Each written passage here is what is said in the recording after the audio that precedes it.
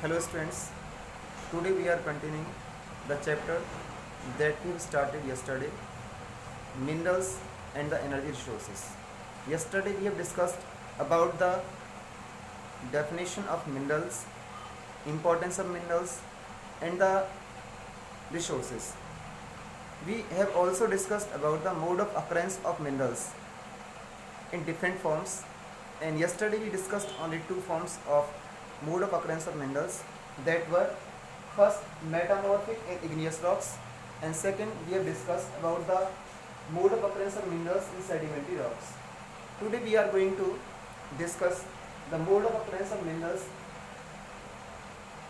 as the form of decomposition of surface rocks. तो आज हम डिस्कस करने वाले हैं mode of occurrence of minerals में जो अगली जो विधि है खनिज पदार्थों के पाने की, मिनरल्स जो अगला जो तरीका है मिनरल्स को निकालने का, उनके बनने का, वो है decomposition of surface rocks.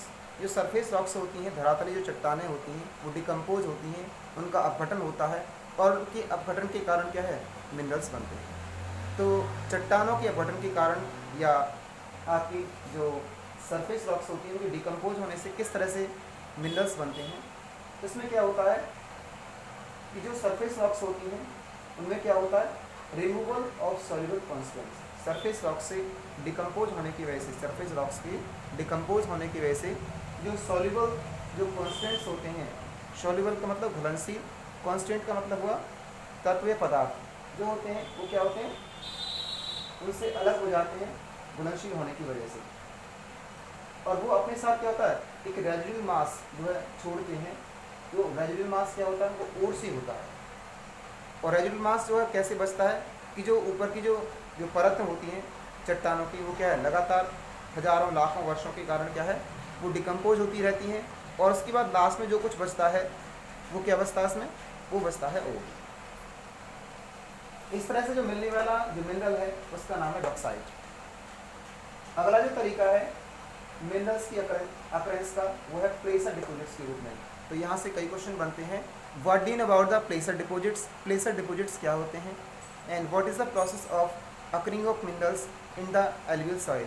Alluvial जो सॉइल होती है या एलुवियल डिपॉजिट्स जो होते हैं, इसमें किस तरह से मिनरल्स वो मिलते हैं। इसमें क्या होता है, सर्टेन जो मिनरल्स होते हैं वो एलुवियल डिपॉजिट्स के रूप में सैंड में मिलते हैं या फिर वैली फ्लोर से मिलते हैं, हिल से मिलते हैं। कैसे मिलते हैं, वैली फ्लोर्स में क्या होता है, लगातार पानी बहता रहता है और उसकी वजह से चट्टानों के साथ, चट्टानें जो होती है उस पानी के साथ लगातार बहती रहती हैं, छोटी छोटी पार्टिकल से डिवाइड हो जाती है। छोटी छोटी पार्टिकल डिवाइड होने के बाद जो हल्की जो चीज़ें होती हैं वो लगातार पानी के द्वारा क्या कोरोड कर दी जाती हैं, फोरवर्ड कर दी जाती हैं, वो बहा कर ले जाती है पानी उसको। लेकिन जो भारी चीज़ें होती हैं वो लगातार तलछट में जमा होती रहती हैं, ठीक है। और इसके बाद लगातार एक के बाद एक परतें जो है बनती चली जाती हैं, ठीक है। इसके बाद नदी अपना रूप जो है या अपना जो ड्रेनेज जो पैटर्न है वो चेंज करती है, और ड्रेनेज पैटर्न चेंज करने से जब वहाँ पर इस तरह की कभी कोई खुदाई वगैरह का काम होता है तो वहाँ पर जो है प्लेसर डिपॉजिट्स के रूप में कुछ जो मिनरल्स हैं मिलते हैं। इन्हें मिलने वाले जो डिपॉजिट्स हैं वो वैल्यूबल होते हैं काफ़ी, जैसे कि सिल्वर है, गोल्ड है, प्लेटिनम है। ये इस तरह के मिनरल्स होते हैं जो पानी के द्वारा नहीं बहा कर लाए जाते हैं, और एक वैली के फ्लोर में घाटी की जो तलहटी होती है तो वहाँ पर केवल बेसिल्स जो होती हैं, बेसिल्स का मतलब जो पहाड़ी का जो निचला हिस्सा होता है जहाँ पर लगातार पानी ऊपर से बह करके आता रहता होता है, तो पहाड़ियों में जो भी मिनरल्स होते हैं वो क्या होते हैं, बह करके पानी के साथ नीचे आते हैं और हिल बेस में जमा हो जाते हैं। तो ये आपका फोर्थ पार्ट हुआ mode of occurrence of minerals का। लास्ट इसका एक तरीका है, प्रोसेस है मिनरल्स के अकरिंग का, वो है ओशियन वाटर में। ओशियन वाटर में भी क्या है, बहुत सारे मिनरल्स जो हैं वो मिलते हैं। जैसा कि आपको अभी बताया था कि बहुत सारे जो रॉक्स होती हैं वो क्या करती हैं, वाटर की वजह से या और दूसरे कारणों की वजह से क्या है, वो लगातार गिरती रहती हैं और एक तरह लुढ़कती रहती है पानी के साथ, जिनकी वजह से सॉल्युबल जो कांस्टेंट होते हैं वो उसमें सॉल्युबल मतलब घुलनशील होते हैं, इसलिए क्या है वो पानी के साथ घुल जाते हैं, मिल जाते हैं। और आखिरकार नदी पहुँचते पहुँचते कहाँ पहुँचती है, लास्ट में जाकर के समुद्र में मिलती है। तो ओशियन में भी क्या इस तरह से क्या मिलते हैं, बहुत सारे मतलब मिनरल्स मिलते हैं, लेकिन सॉल्युबल होने के कारण क्या है, बहुत बड़े एरिया में पूरे समुद्र में जो है वो मिल जाते हैं, उनसे इनको निकाल पाना जो काफ़ी मुश्किल होता है। इसलिए इसकी जो इम्पोर्टेंस है वो काफ़ी कम हो गई है। तो इसमें क्या होते हैं, ओशन वाटर में क्या होते हैं, ग्रेट क्वांटिटी में, वास्ट क्वांटिटी में मिनरल्स मिलते हैं, लेकिन ज़्यादातर इनमें से क्या होते हैं, diffuse to be economic importance, इनका आर्थिक महत्व काफ़ी कम है, क्योंकि इनको निकालना ये काफ़ी मुश्किल होता है, या कह सकते हैं कि प्रोसेस जो है काफ़ी लंबी होती है और इकोनॉमिकली काफ़ी कॉस्टली होने की वजह से इनको निकाल नहीं पाते। लेकिन फिर भी जो आपका NaCl है, इसका आम जो या आम नमक है, साधारण जो नमक है जिसको खाने के लिए यूज़ में लेते हैं, वो इसी प्रोसेस से निकाला जाता है। इसके लिए करते हैं कि समुद्र के किनारे जो है कुछ मिट्टी से क्यारियाँ बना दी जाती हैं, और जो समुद्र का पानी है वो उसमें क्या है, टाइड्स के आने के साथ क्या वो भर जाता है। उसमें भरने के बाद एवोपरेशन होता है, और एवोपरेशन होने से जो पानी है वो उड़ जाता है, लेकिन उसमें मौजूद जो नमक होता है वो उसमें बचा रह जाता है। उसको डबल या ट्रिपल रिफाइंड करने के बाद फिर इसको यूज़ किया जाता है, और इस तरह से जो NaCl है या साधारण जो नमक है, जो खाने का जो नमक है, उसे प्राप्त किया जाता है। इनके अलावा, इन मिनरल्स के अलावा जैसे ब्रोमाइन है, और जो मैग्नीज है, मैग्नीशियम है, जिसका साइंटिफिक कोड Mg बोलते हैं इसको, और ये भी जो है ओशन वाटर से निकाला जाता है। तो ओशन वाटर से निकाले जाते हैं आपका साधारण नमक हो गया, ब्रोमाइन हो गया, मैग्नीशियम हो गया। नेक्स्ट है कुछ जो मिनरल्स होते हैं वो ओशन बेड से मिलते हैं। ओशन बेड्स का मतलब समुद्र का जो नीचे का जो तल होता है उसमें मिलते हैं। वो मिलते हैं आपके मैग्नीज नोड्यूल्स के रूप में, मैग्नीज की ग्रंथियाँ जो है बन जाती हैं लगातार, और उनके रूप में भी जो है ओशन वाटर से हमें देखने को मिलते हैं कुछ मिनरल्स। अगला जो हमारा पार्ट है आज का, वो है हमारा रेट होल माइनिंग। क्या होती है, काफ़ी बढ़िया टर्म है रेट होल माइनिंग, नाम से स्पष्ट है, रेट के होल के जैसे माइनिंग करना। जिस तरह से चूहा खुदाई करता है, एक बहुत पतली और लंबी सुरंग बनाता है अपने रहने के लिए, ठीक उसी तरह से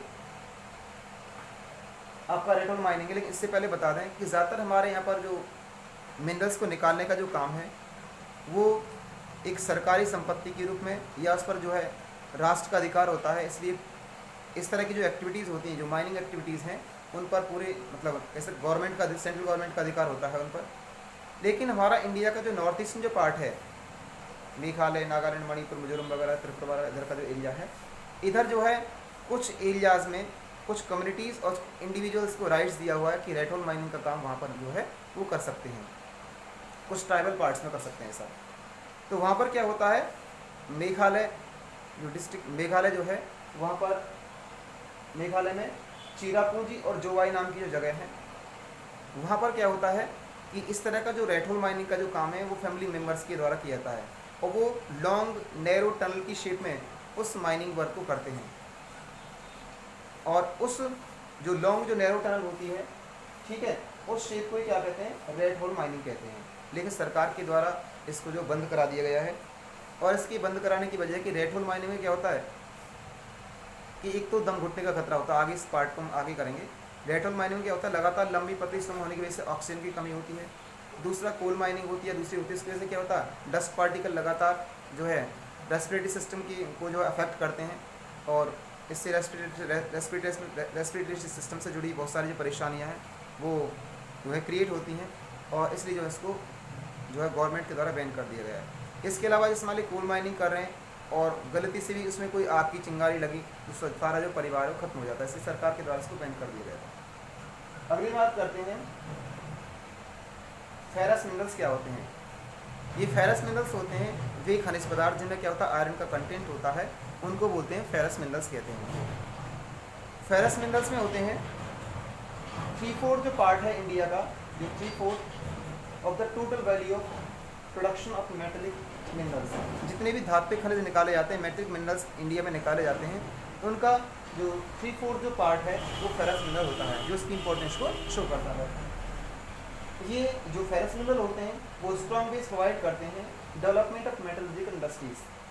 जो धात्विक शोधन से जुड़ी हुई जो इंडस्ट्रीज होती हैं, धातुओं को निकालना, उनको मेल्ट करना या उनसे कोई नई चीज़ें बनाना, इस तरह की जो इंडस्ट्रीज होती हैं उनको एक बेस प्रोवाइड करते हैं, रॉ मटेरियल प्रोवाइड करते हैं फेरस मिनरल्स।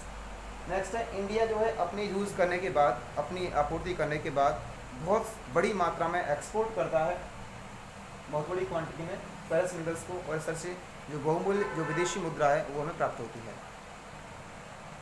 इनके एग्जाम्पल्स हैं फेरस मिनरल्स जो आपकी NCERT में दे रखे हैं, 2 दे रखे हैं इसमें। एक है आयरन ओर और दूसरा है मैग्नीज, जिनको हम कल स्टडी करेंगे। धन्यवाद।